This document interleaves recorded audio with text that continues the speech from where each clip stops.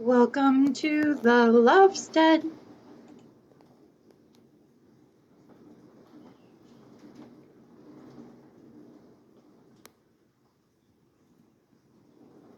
Hello, welcome back here to Lady Lovestead Reads. My name is Jessica and this is my November reading vlog.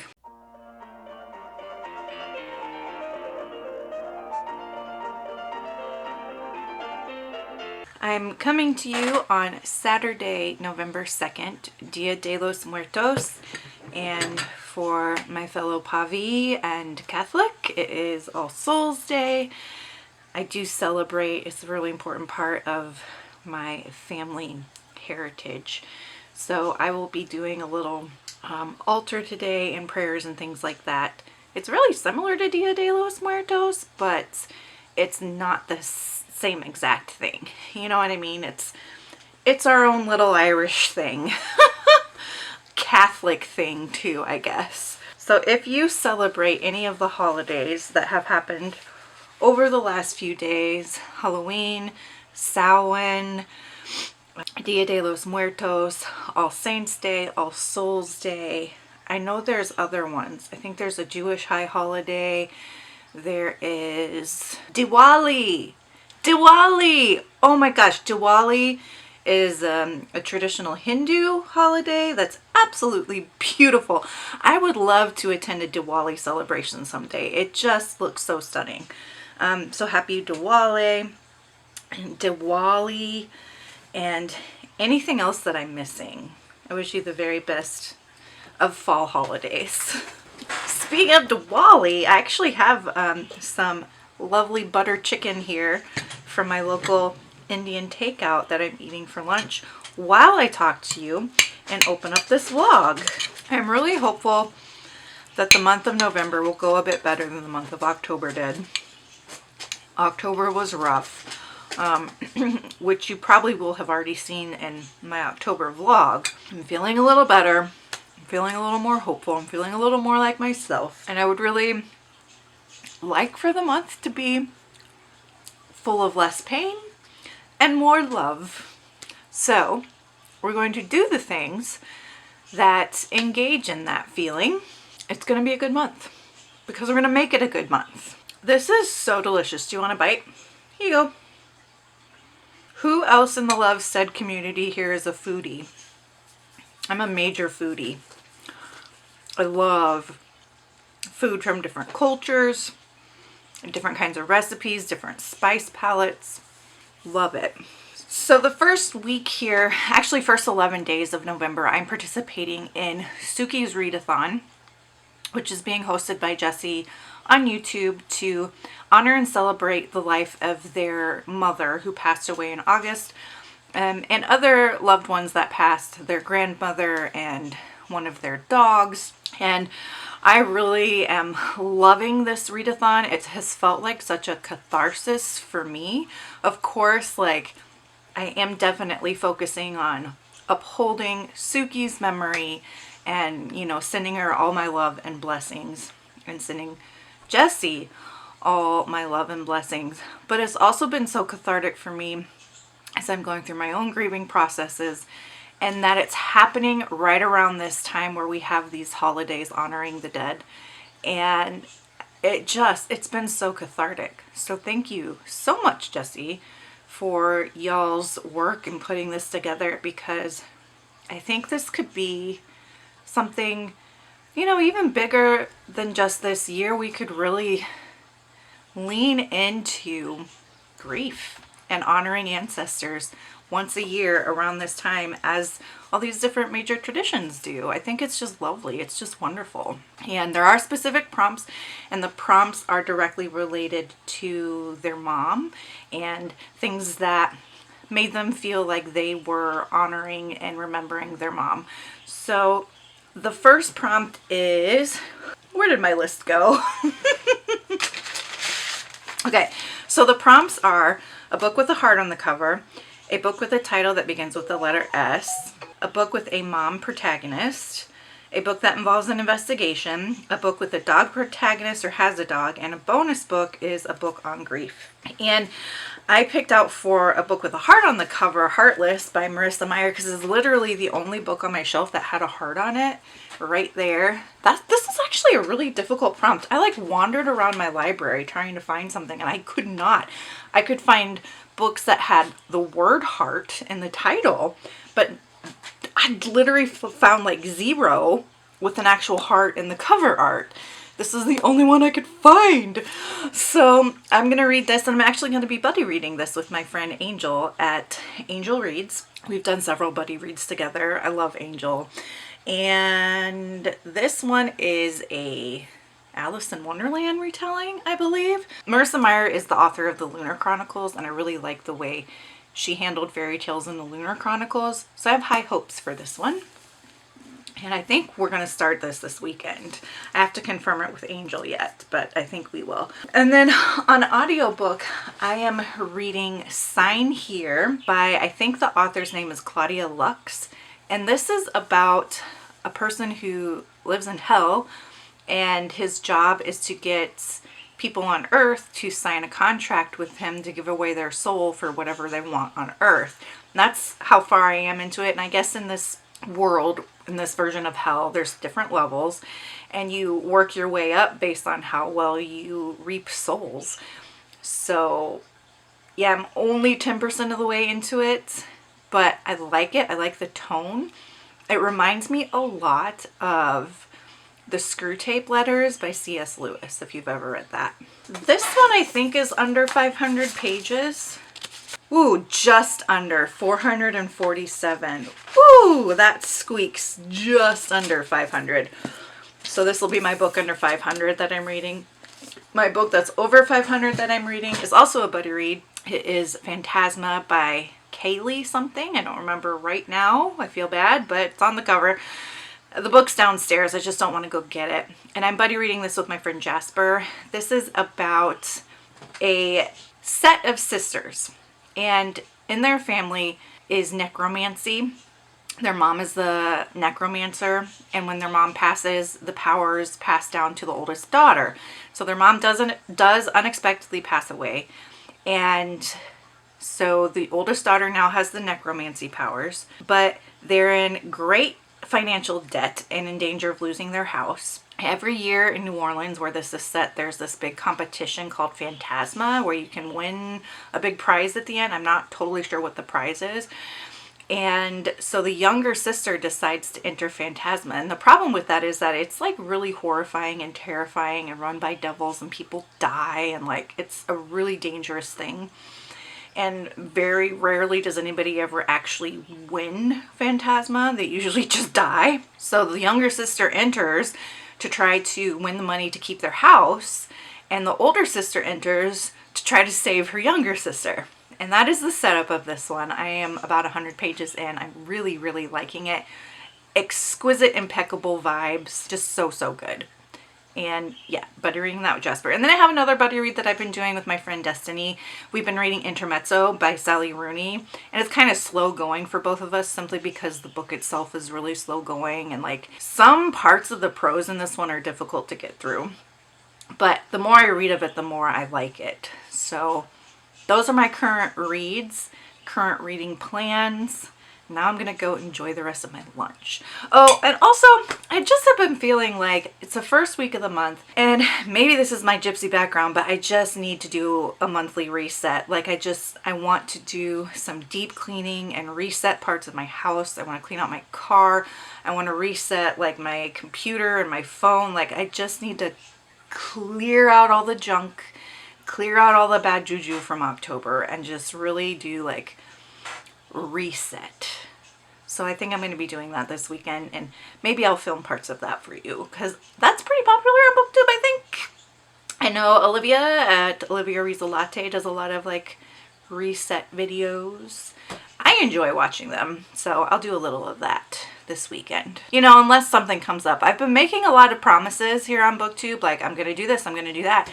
And then life throws me a curveball and it doesn't happen. So I think I should probably just stop making promises.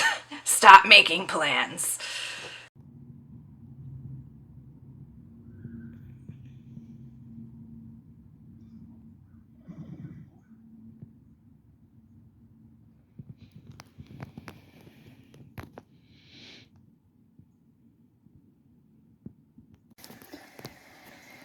Here's my little All Souls altar. So I have mashed potatoes for my dog Dinah. I've got catnip for Ellen Pie. I've got a dog treat for Orlando. Peas for all the goldfish I've lost and the chicken that I lost. And then a beer for all the humans.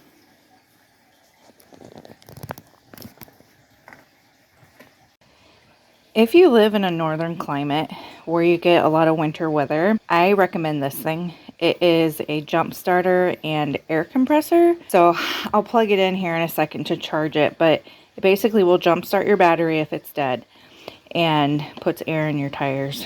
And I use this very regularly. So it's especially helpful if you have an older vehicle that's maybe, you know, less reliable than a newer one. So well worth the money for me. It saved me on like a lot of Uber calls and tows and things like that. So I have my fall themed fleece blankie. Pippi's enjoying it. Are you enjoying it, Pip Pip? Yeah. Oh gosh, she's so pretty. Would you just look at her? Look how pretty she is. Here's Cherry. Hi, Cha-Cha. Hi, Cha. You like the fleece? Yeah, the kitties really like fleece. So I try to put down like a holiday themed fleece blanket on my bed. Or seasonally themed, maybe I should say that. So that's my fall one. I cleaned these knuckleheads cage yesterday as part of the reset. They've already made messes, but such is the way of the Boyd. And like, I let them out so they could fly around while I was cleaning. And when I went to put them back in, because Diego here, he got really spooked by something. So he was flying around and I was afraid he was going to hurt himself. So I put him back in here, and when I went to like pick him up and whatever, he bit me so hard. Like, I don't know if you can see it. So there's like this bruise. It's not showing up very good on camera, and it was a lot darker yesterday. But yeah, he bit me so hard, he left like this nasty bruise. You guys are so silly. I don't know how to hand tame them. They are still very not interested in me. And I've tried like holding treats in my hands, and I only pick them up if they're like gonna hurt themselves, right? If they're like in a danger to themselves and flying around erratically, then I'll pick them up and make sure they're safe. But they hate it and they bite me. And I've had them for 2 years. So long enough for them to know, like, I'm not a threat. I'm a nice lady. And they just want nothing to do with me. They just want nothing to do with me. Which I'm learning is sometimes just how birds are, especially birds in the parrot family, like parakeets. They are in the parrot family. And sometimes they just don't give enough about people. And, you know, I guess that's okay.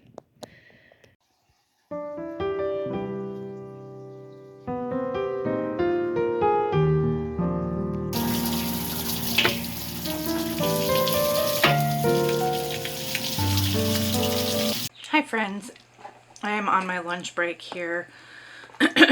Wednesday, November 6th. I wanted to do a little reading update. I have not been in the mood to read multiple books right now. I've just been wanting to give all of my attention to one book at a time. So I've been prioritizing Heartless by Marissa Meyer as part of Suki's readathon. And I am on page 104. This is about Catherine. She is a baker. She wants to open her own shop. And unfortunately, the king wants to marry her. And that would like put a stopper in her dreams of being a baker. So she's kind of caught in this conundrum. And then there is a new court jester that she's really attracted to. And so they're like, you know, they've got some good banter going on back and forth. This reads as a cozy fantasy. It reads as a fluffy romance. It was published in 2016, and you can tell it was published in 2016. There's some fat phobia in here that I just do not like, particularly from Catherine's mom. It just is so unnecessary. But otherwise, I mean, it's a fluffy, cozy fantasy read. I'm enjoying it. I don't think it's going to be a new favorite. I do like the Lunar Chronicles better, but I have quite a ways to go yet, so we'll just see what ends up happening. I wanted to read you a little spot so you can kind of get a feel for what the vibes are like, because it really is just like very cozy fantasy. All right, so this is page 73. It says, they're looking for a storefront. Catherine and Marianne, her friend she wants to open the bakery with, they're looking for a storefront to open their bakery. And it says, the shop was on a cozy street lined with flower boxes and thatched roofs, a cobbled road that clattered with passing carriages. The morning was fair and the town seemed more crowded than usual. Passing baskets overflowed with onions and turnips from the nearby market. A crew of carpenter ants were whistling along with the beat of their hammers as they erected a schoolhouse around the corner. Overheard bits of conversation bustled with news of the Jabberwock, though they talked of it more like a long-past fairy tale than a recent horror, which was the way of the people of Hearts. Kath had the overwhelming sense that she would be happy to come here every day, to live a life here on Main Street, away from the manor at Rock Turtle Cove, away from Hart Castle. It gives you kind of a sense of the vibes, the coziness. The Alice in Wonderland-ness of this book is pretty heavy-handed. Some people might like that, some people might not like it. I'm kind of indifferent. I mean, I could take or leave that. I do love Alice in Wonderland. If it had been more subtle, I would have liked it. I like it being more heavy-handed too, so that's where I'm at with this one. And the audiobook that I'm reading is Sign Here by Claudia Lux, and I'm like 40% of the way through that. And it is pretty slow moving. There's like two POVs. One is this demon in hell who's trying to work his way up the different levels by getting humans to sign contracts to give their soul away to hell. And then the other is this family on Earth, family of humans, and like the family dynamics. So we learn about the dad, the mom, the daughter and her friend, and they're going on a family vacation right now. The daughter's taking one of her friends with her. That's about it so far. And I bet the two are going to converge at some point. I don't know how that's going to happen or if it even will. And I mean, that's all I've really gotten through with that one. Next, I got some books from my mom. So I have a little book haul for you of books that she dropped off for me. We'll go through those. First, we have Daughter of the Moon Goddess by Sulin Tan. So it says, growing up on the moon, Xingyan is accustomed to solitude, unaware that she is being hidden from the feared celestial emperor who exiled her mother for stealing his elixir of immortality.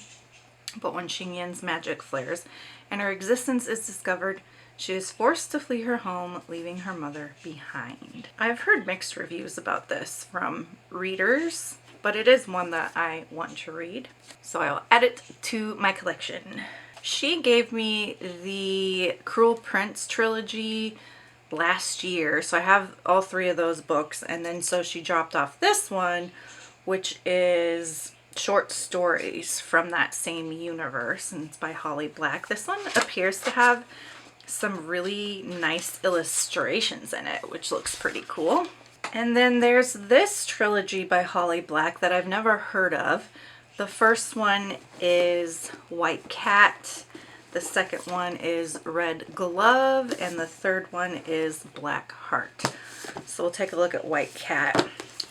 It says, Castle comes from a family of curse workers, people who have the power to change your emotions, your memories, your luck by the slightest touch of their hands. Since curse work is illegal, they're all criminals, but not Castle. He hasn't got the magic touch, so he's an outsider, the straight kid in a crooked family, as long as you ignore one small detail. He killed his best friend, Lila. This sounds like YA. Yes, it's YA. I've never heard of this. I've never heard anybody talk about it, so interesting. And then another one that's been on my to-read list is Firekeeper's Daughter by Angeline Booley. Angeline is an Indigenous author. And this one says 18-year-old Donis Fontaine has never quite fit in, both in her hometown and on the nearby Ojibwe reservation. She dreams of a fresh start at college, but when family tragedy strikes, Donis puts her future on hold to look after her fragile mother. The only bright spot is meeting Jamie, the charming new recruit on her brother Levi's hockey team. This sounds like contemporary. No, it's a thriller. Maybe contemporary lit fic slash thriller. But it's listed as a thriller. And I think it is also YA.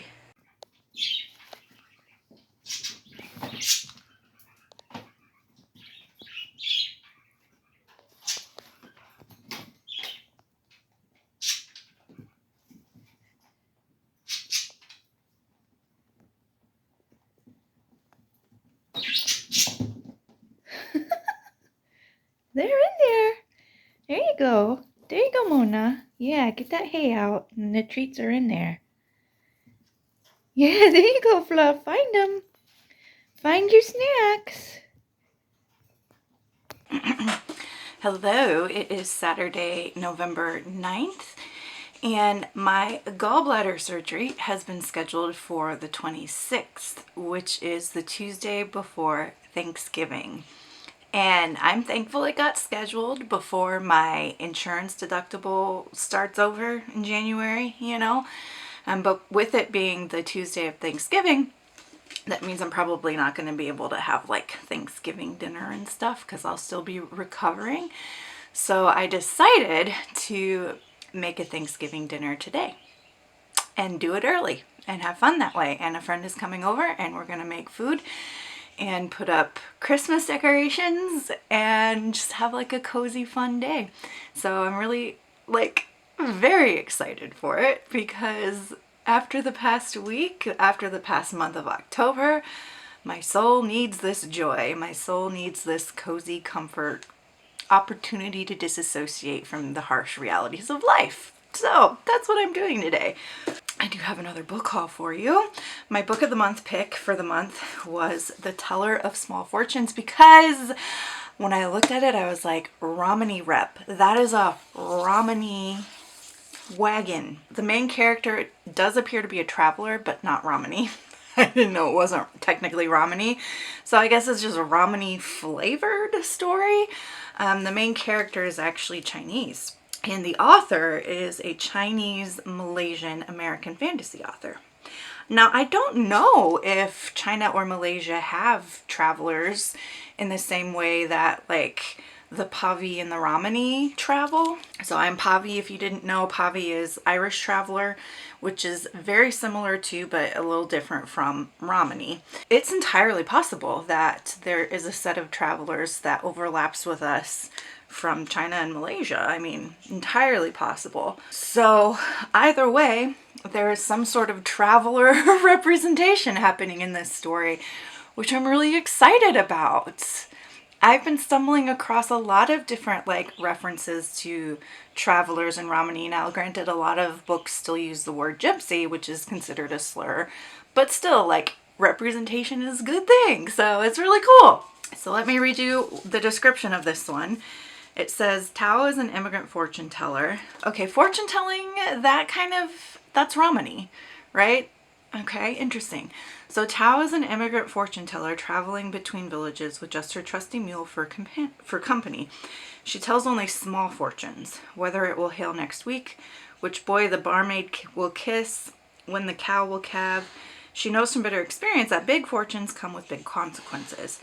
Even if it's a lonely life, it's better than the one she left behind. But a small fortune unexpectedly becomes something more when a semi-reformed thief and an ex-mercenary recruit her into their desperate search for a lost child. Soon they're joined by a baker with a need for adventure. And of course, a slightly magical cat. A magical cat. Oh my gosh. Tao starts down a new path with companions as bright-hearted as her fortunes are small. But as she lowers her walls, the shadows of her past close in, and she'll have to decide whether to risk everything to preserve the family she never thought she could have. It sounds like found family. I love found family. It sounds like cozy fantasy, which is a genre I'm starting to get into more and more. So, all in all, very excited for this. Oh, and then I have some other things to show you.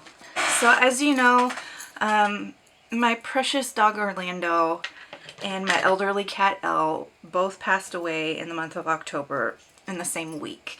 And it was a horrible experience. And my friend who goes by Cajun here online, she sent me this like sympathy gift that's so, so sweet. So she sent this sun catcher, and it has a little paw, and it says they have paw prints, or they leave paw prints on our hearts. And there's this lovely sun catcher, and I'm going to hang it here in my office because I seem to spend the most time here in my office. Isn't that gorgeous? And then also along with that, she sent this really cute keychain. It has a heart, or not a heart, a rainbow for the Rainbow Bridge, and a paw print. And it says, when tomorrow starts without me, don't think we're far apart. For every time you think of me, I'm right here inside your heart. So sweet. So I just, we have the best community here in the bookish world. And I don't know how I got so lucky to have made such amazing friends. Like, this is so special. So thank you so much, Cajun. And I'm looking forward to seeing all the sparkles that will happen when I hang this up here in my office window. And then after Elle passed, I was talking to one of my friends here locally about how I just felt like, you know, with Orlando gone and Elle gone, like my family just doesn't feel complete anymore. This past summer, my HOA, which is Homeowners Association, passed a new bylaw that every resident could only have one dog. And like my two got grandfathered in, but now that Orlando has passed, like I can only have the one dog. I can only have Maggie. And like I was feeling so heartbroken about that. I'm like, I can't get her a friend, you know? And I had met my friend's White's tree frogs back in October, like the first week of October, and kind of fell in love with them. And so I felt like, okay, if I can't have another dog, I'll get a frog. So I messaged her and I was like, okay, you know, let me know what I need to get for a setup and that kind of thing. And so she gave me a bunch of like really good information about care and setup and all of that after Orlando had passed. And then after Elle passed, she messaged me and she was like, I'm going to buy you a frog this weekend. And she gave me, so she had upgraded her frog's vivarium to a bigger size. And so she gave me her old one. So I have her old vivarium with a lot of the supplies already in there and ready to go. And she bought me a frog. And then I bought a second frog. And then this past week she messaged me because someone in town was having to rehome their frogs. So I got a third frog. And so the first frog is named Monstrilio. People on BookTube, you know Monstrilio is a book written by Gerardo Samano. Blanking on the name because I'm me. But I loved that book and I loved the character of Monstrilio. So one frog is Monstrilio. I also really love the Hotel Transylvania franchise. I love those movies. I think they're so adorable. They're definitely like a comfort watch for me every fall. And one of my favorite characters in that franchise is Blobby. So the second frog is Blobby. And then the third frog, I was talking with my friend about this, and she did the middle names for the frogs because I always have middle names for all of my pets. So we've got Monstrilio Kumi, and then she and I both really love Stranger Things, and we're talking about like going to the Stranger Things museum someday and all of this. So we've got Monstrilio Kumi, we've got Blobby Hopper, which is so perfect because frogs hop and Hopper is from Stranger Things. So I was trying to think about, okay, and the third frog is a snowflake, White's tree frog snowflake, which basically means it's got these little snowflake patterns on its coloring. And so she said, okay, the middle name for this one is Olaf. I said, okay. So I was trying to think of a first name from Stranger Things that would work. And I settled on Mike because not only is it Stranger Things, but we've got Mike from Monsters, Inc., who's a green blob.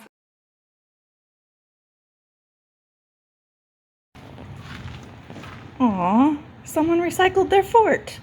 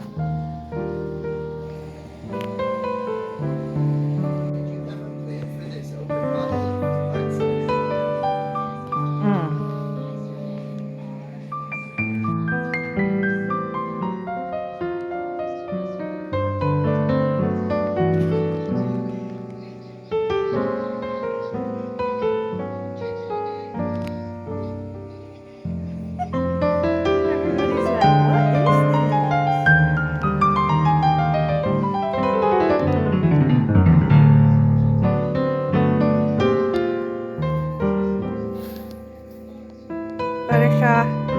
Hey. Good boy. Hey, no fighting.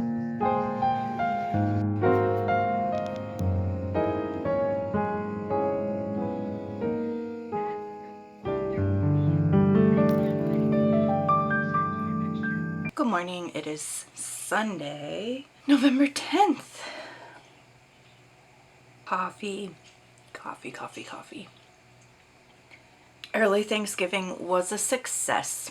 I had a friend over. I made green bean casserole, stuffing, mashed potatoes, ham, deviled eggs, and I did a store-bought pumpkin pie. So we ate that. We took down my Halloween decorations. We put up my Christmas decor. And I realized like I really don't have that much Christmas decor. I have a Christmas tree and some stockings, but I need to get more stockings for all of my new babies and some like false flowers to put in the stockings for my babies that are in heaven now. That's really about it. So I'm like, I think at the end of this season, when everything goes on sale, like in January, I'm gonna try to get some more like fairy lights and just see what's out there for decor, because I just was like, wow, I don't really have all that much, which isn't a bad thing. Okay, and you know how I talked about how I want to enter some cookies into the Iowa State Fair at some point. So this was the first batch that I tried, and I created a little score sheet for my taste testers because the judges at the fair, I researched it on Friday, they judge the cookies based on 50% taste, 25% texture, and 25% appearance. So I set up little score sheets and, you know, did like a 5-point scale for each of those for my taste testers to try out. And like, so this is what the monster cookie that I made looks like. This is not a winner. I know it's not a winner. So appearance is like a 1, maybe a 2, 1.52. Texture, I would give it a 2. Taste, I would give it a 3.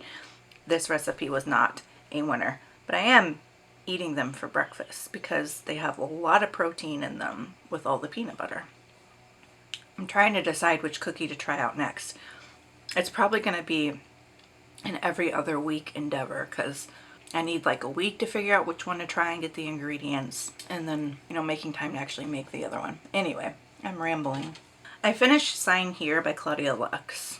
I was a little disappointed in it because it was like such an opportunity for this author to really just do a modern day take on the Screw Tape Letters by C.S. Lewis. And the Screw Tape Letters, if you've ever read it, it is the main character is a demon and his job is to get people to fall off like the Christian path. And so it goes over all of these different ways that this little demon tempts all his people. And like this book, Sign Here, they really could have leaned into that quite a bit more. It has like the dual storylines, right, with this family. And I guess, okay, so I figured out how they connect. So the family throughout generations has made a deal with the devil.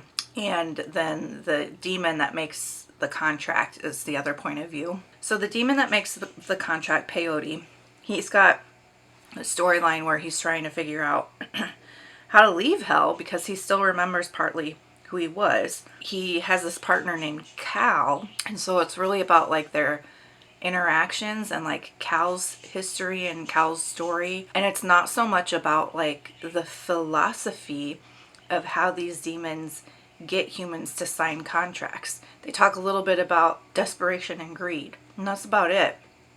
But I wanted more of that, I guess, theological and philosophical underpinning to shine through in Peyote's storyline, to really see, okay, like, how do you test their emotions? How do you get them to stumble? Like, how, like, what are all the things that you do as a demon to get humans to make the choice to sign a contract? Because they don't just sign it out of their own desperation. There's usually a lot more that goes on there. I say that as if I know how hell works, but like, you know, from a theological position, there's a lot more poking throughout a lifetime, according to the Bible, really.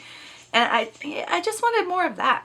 It felt like it was unsatisfying in a way, like, say you're gonna go to your favorite coffee shop and you're expecting a really rich, delicious latte, and instead you get a chai tea. And a chai tea is fine on its own, but it's not a rich, delicious latte, so you're disappointed. And that's kind of how I feel about this book, is that, like, yeah, it's fine on its own, but oh, what a missed opportunity, you know? I gave it 3 stars. The next audiobook that I'm picking up is Death Waits in the Dark by Julia Buckley. This is one that I am reading for Suki's readathon, and it fulfills the dog prompt because of these 2 German shepherds. And it might also fulfill the investigation prompt, but I don't know if we're allowed to double up. So this is book 4 in the Writer's Apprentice Cozy Mystery series. And it is about Lena, who lives with her boss Camilla, which sounds like it would be really toxic, but it's actually like a really sweet relationship. Lena is Camilla's ghostwriter. Camilla is like a really famous mystery thriller author. She writes gothic mystery thrillers. So there is some gothic tones to this book. And since it is book 4, I think the most that I can tell you is that each book has a single mystery in it that they solve, but there's this overarching mystery throughout the series featuring Lena's boyfriend and things that are going on with him. So I like that because it makes for a really cohesive story, and it helps you to avoid that issue that a lot of cozies fall into, where you're like, how many murders are going to happen in this town? Because the murders are actually related to that overarching storyline. So it's a little bit more believable in that way. I've really enjoyed this series so far. And yeah, like I said, this is book 4. There's 5 in the series. I'm getting so close to being done with this. So that's the next audiobook I am going to pick up. I also checked out on Libby a couple of nonfiction, because I do want to try to read some nonfiction for Nonfiction November. I don't know which one I will read first, but one is called Spying on Spies. This is a short little book, and it's by Marissa Moss, and it's the fascinating story of America's first female code breaker, Elizabeth Smith Friedman. As one of the world's greatest code breakers, Elizabeth Smith Friedman saved many lives throughout the 20th century, capturing dangerous criminals with her brilliant mind, yet she has largely been written out of history books. And that one is 3 hours. I can read that doing barn chores for a couple of days. So that's one. The other one that I checked out is No Cure for Being Human by Kate Bowler. Kate Bowler has an Instagram that I follow that I've really liked. She is a Christian author, but she also is a historian, and she teaches at Duke, I believe. A professor of history, and she studies the history of self-help.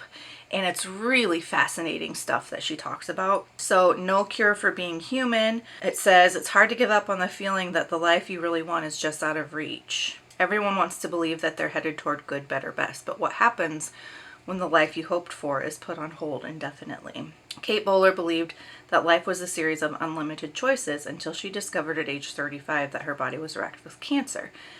In No Cure for Being Human, she searches for a way forward as she mines the wisdom of today's best life now advice industry, which insists on exhausting positivity and on trying to convince us that we can out-eat, out-learn, and outperform our humanness. We are, she finds, as fragile as the day we were born. That sounds so good.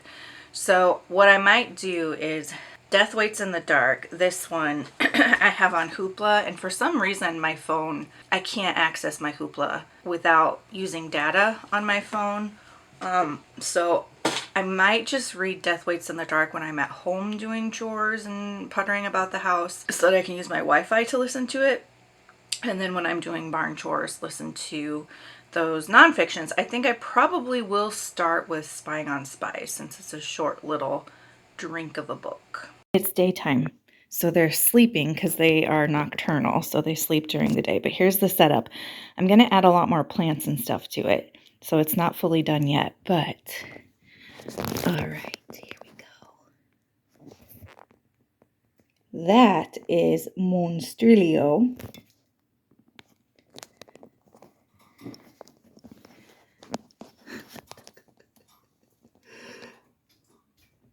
The one that's currently judging me, that's Blobby. And then Mike is down here. I don't know if you can see him. Yeah, there's Mike. There's Mike.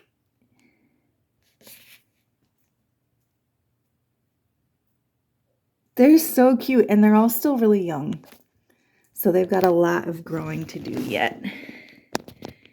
And I'm so thrilled. Look at them. Look how cute they are.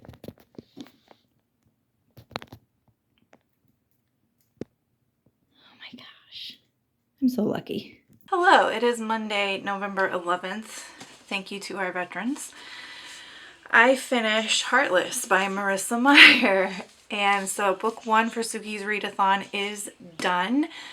I'm giving it 3 stars. This is a tragedy. It's a villain origin story that will absolutely break your heart. Oh my gosh. Not cozy fantasy. The end is just like heartbreaking.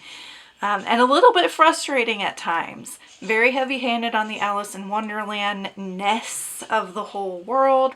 Let me read you some quotes to see if you would like the writing style. I think I did read you like the description of the little town of Hearts. There's so much fat phobia in this as well. So if that's something that's triggering for you, probably don't pick it up. You know, the prose is not a shining star in this. Page 63, impossible was his specialty. I think that's probably one of my favorite quotes. There's one that the cat says. There's a raven in here. I love raven characters. The raven is actually Poe's raven. There's a lot of literary references that aren't just specifically to Alice in Wonderland. There's references to Edgar Allan Poe. There's references to Shakespeare and a lot of other ones too that Marissa Meyer threw in here, which I thought was really cool. Page 55. He looked briefly unnerved, like when he had first spotted her in her red dress amid the sea of black and white. The self-assured visage slipped just momentarily. Perhaps we know each other in the future, and you're only remembering backward. That was the quote that I liked. Page 91. She dabbed a sleeve across her damp brow. I did. I suppose I shouldn't be thinking about some stupid proposal after what happened. I wasn't even sure I believed that Jabberwocky existed until now. That is Kathy to the Cheshire Cat, and the Cheshire Cat says, "It is a dangerous thing to unbelieve something only because it frightens you." So that, and then he specialized in impossible. Those are my 2 favorite quotes from this. Like I said, the prose is not the shining star in this, but it's not terrible either. It's just very much like the kind of prose that you can get absorbed in, but isn't necessarily trying to push any literary boundaries. 3 stars. I'm also halfway through Spying on Spies by, I think it was Marissa Moss. I didn't know this was middle grade nonfiction, but I'm actually really enjoying it. I think because it is middle grade, they had to amp up the entertainment factor to keep kids' attention. Honestly, that's working for me. So it's very entertaining. It reads more like a novel than it does nonfiction, which I dig. And the woman that it is written about is a really interesting woman who's had a really interesting life. So I'm very much enjoying this little nonfiction. Halfway through, I'll probably finish it tomorrow during barn chores. Hey y'all, meet the newest member of the Lovestead. This is Oliver. He's new. All animal shelters across the state of Iowa are super full, and they're 2 in over capacity right now. And there was a local family that needed to rehome this guy for health reasons, and he would have been euthanized, y'all, if they had taken him to a shelter or anything like that. So of course I took him in. He looks just like a cat I had when I was growing up. His name's Tommy, but Oliver is 3 years old. He was really well cared for. Like, his family took great care of him. They just couldn't keep him anymore. So he's super healthy, sweet, sweet boy. And him and Buttershaw are getting along so well. They are just the best of friends. It's adorable.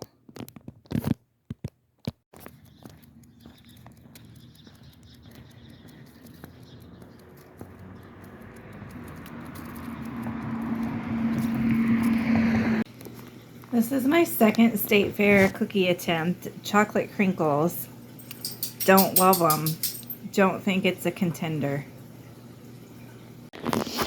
Now, I'm not saying that a chocolate sprinkle cookie is totally off the options list for the state fair. This is definitely not the recipe I want to use. I don't like how they spread when they cooked, and they basically melted the sugar. Like, these are supposed to be practically white. Like, this one's a little closer to what it's supposed to look like. They're supposed to be practically white with just like little ribbons of the chocolate in there. But at least with this recipe, and I did follow the recipe, the sugar essentially just melted into the cookie. So, not a winner for this cookie. Still gonna eat them though. Hello, it is Monday, November 18th. I am on my lunch break. I'm having a hard time. I'm having really intense gallbladder pain lately, and like, it's so bad, y'all. When it flares up, it's so bad. The pain is so intense. Like, I can't even stand up straight, sit up straight. And I was trying to explain what it feels like to someone the other day, so I just like Googled it, and the Cleveland Clinic says gallbladder pain feels different than any other kind of pain you've ever felt. You may feel a sudden sharp pain in your abdomen. It can feel like someone is cutting you with a knife.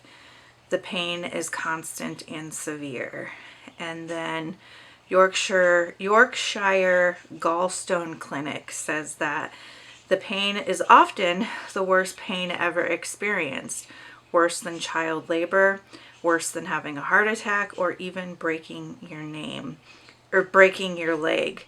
It is a constant pain and often radiates, lasting between 2 and 8 hours. This is where I'm at with this, y'all. I'm absolutely fudging miserable. I have considered going to the emergency room every single day for the past 3 days, and it's about 8 days until my surgery. So I'm just trying to tough it out those 8 days, because in 8 days it is for sure going to be over. But this is abject fucking misery. And then on top of that, I have really been missing my dog. Oh, I miss Orlando so much. I'm having a really hard time, y'all. I have a crushing amount of work to do. I have such a mental load, and I'm in so much pain.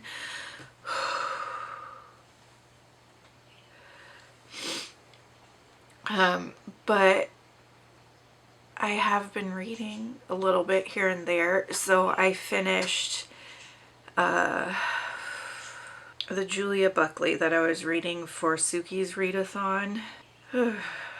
Death Waits in the Dark. I finished that and I gave it 2 stars. I didn't really like it. It straddled the line between thriller and cozy in a way that just didn't work. Got way too dark for a cozy, in my opinion. Like there's a lot of trauma, there's some violence, there's some mental health struggles in this that are, I think, probably triggering for a lot of people. And Alina herself is struggling with some mental health things that make her an unreliable narrator for about half of the story. And it didn't, yeah, this one just didn't work for me. Probably my least favorite in the series. So I did give it 2 stars. I am still going to read the last book. I just have 1 book left in the series. And then I'll have wrapped up a series. I think she might have published a new one or be publishing a new one this year. So maybe I'm not done with it yet, but I will be caught up with it. And so yeah, so I finished Death Waits in the Dark. I also read another book for nonfiction November called No Cure for Being Human by Kate C. Bowler. Kate C. Bowler has an Instagram presence that I really love. She comes from a Christian background, but she also is a professor at Duke, and she is a history professor that studies the self-help industry. And she's so interesting, and like her work is so interesting and has been really helpful for me in a lot of ways. No Cure for Being Human is her memoir about getting diagnosed with cancer, being told she was going to die and then not dying, and just everything that she went through during that time. And I will talk more about it in my wrap-up, my monthly wrap-up, but I think I am going to give it 5 stars. And then the next audiobooks, so I'm going to pick one up for non-fiction November. It's another Christian-based one, so I'm so sorry if you're not a Christian and these don't apply to you. It's by an author that was one of my favorite books of the year, either this year or last year. It might have been in the beginning of this year. This year has been very long and grueling, and it's quite possible I read it this year and it just feels like last year. But the author is John Mark Comer, and he wrote The Ruthless Elimination of Hurry. This one is his book called Practicing the Way, Be with Jesus, Become like Him, Do as He Did. And I mean, based on that title, you can probably imagine what it's about. It's a fairly short one. It's under 300 pages, about 6 hours on audio. So I'll read that for nonfiction November. And then I'm also picking up one of my other reads from my TBR, and it is In Plain Sight by CJ Box. This is book 6 in the Joe Pickett series. It says, when wealthy matriarch Opal Scarlet vanishes, Joe Pickett is sure one of her greedy sons did her in. But when Joe becomes the victim of violent pranks, he wonders if what's happening has less to do with Opal's disappearance than with the darkest chapter of his own past. Ooh. Ooh, I wonder if this has something to do with like book 2 and 3. Interesting. So I will start that one. I have that one on Hoopla. So what I've been doing is the ones that I have on Libby, which have been my nonfiction ones, I've been reading, doing barn chores and other things outside the house because I can access that without needing data. But for some reason, my phone won't let me access Hoopla without needing data. So I read the ones on Hoopla at home. So I'll be reading In Plain Sight while I'm doing chores at home, getting ready for surgery prep and all of that, which I feel like maybe you don't need to know that, but sometimes I find it interesting when people share not only like what they read, but their process for reading and like how they read and where they read and when they read. So maybe that's interesting to some of you. And then my physical read, I'm still working on Phantasma by Kaylie Smith, a buddy read with Jasper. Really enjoying that one. It's just a longer book, so it's taking me a while to get through it. I do want to commit to reading 100 pages a day the rest of this month because my brain needs it. Like I need to take care of myself right now in any possible way. So reading 100 pages with my eyes every day is one of the best ways for me to take care of myself. So I am going to commit to doing that. And then in terms of check-ins, I might do like one more check-in before the end of the month because my surgery is 8 days from now. And so I probably am not going to film anything like the day of or during at least that first week of recovery, which will be the last week of November, just to give myself that time to recover. So probably one more check-in for this vlog. And that's all I need to tell you for now.